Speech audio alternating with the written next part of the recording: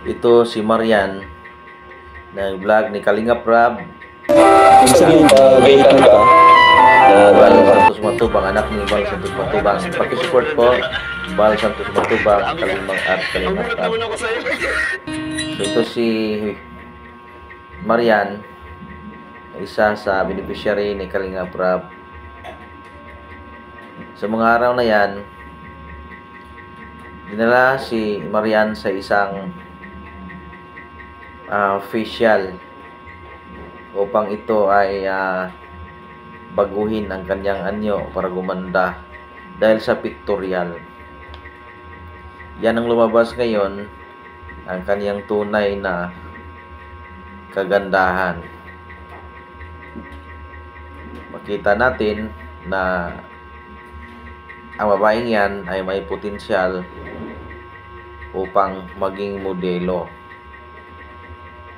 Sa hirap ng buhay ni Marian, nakita ni Kalingap Rab dahil sa ito ay na-scout ng kanyang scouter na i-vlog upang matulungan sa kanyang pag-aaral. Agad na mayroon siyang kalabtin na si Edward, isang Australiano, mestizo Australiano na nanirahan din sa lugar. So bagay ang dalawa dahil ang Australianong ito din ay may itsura din. Ayan mga kaibigan. So sa patuloy na pag-vlog ni Kalingap Rab ay maraming sumusuporta na mga viewers ni Kalingap Rab sa kanila, na ito'y aabot mahigit ng 500,000. Mayroon ding vlog sa dalawang Australiano, umabot ng 2 million sa Facebook. Sa konting tulong ni Kalingap Rab ni Marian, medyo masaganang kanyang pamumuhay.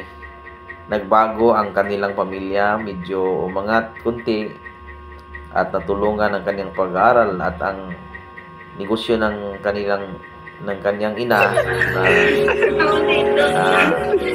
karinderya ay na medyo na lumako.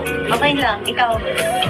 Sa araw na yan, dinala si Marian sa kasitwar ng kanyang kalabtin sa isang department store upang bilhan ng May napili ka na? damit. Meron na.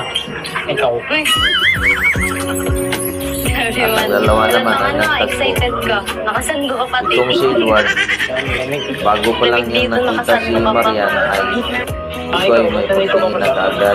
Pinapunta rin ako ni Kuya Rap. Hanapan din daw ako ng damit. At si Marian din ay mayroon din. Yan ang dahilan na silang dalawa ay madaling kalapit sa isang isa. Kay Edwin, para friends. Patuloy silang shopping, taon namili ng damit upang bilhin. Para Kalingap yun na lang Rab. siguro yung kagaya kay Edwin. At sa birthday ni Marian, Kambal na kambal talaga. niregaluhan siya ni Kalingap Rab na cellphone mahigit na 35,000 May 1 green dito, be.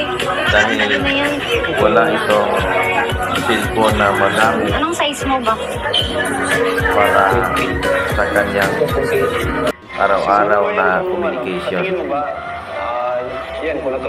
Sa patuloy ng pag-vlog ni Kalingap Rab doon sa karinderya nila ni Marian, nakita ang sitwasyon na bago pa lang niya hindi pa nakilala ang kanyang laptop, pinapikit siya ni Kalingap Rab upang surprise sa kanya yung kanyang kalabsin na Australiano na si Edward. Nakilig si Marian dahil 21 years old na ito at nais na din siguro itong magkaroon na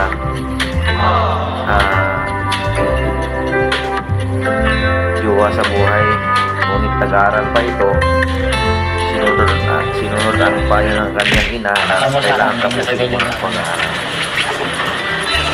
Si Edward naman ay aggressive na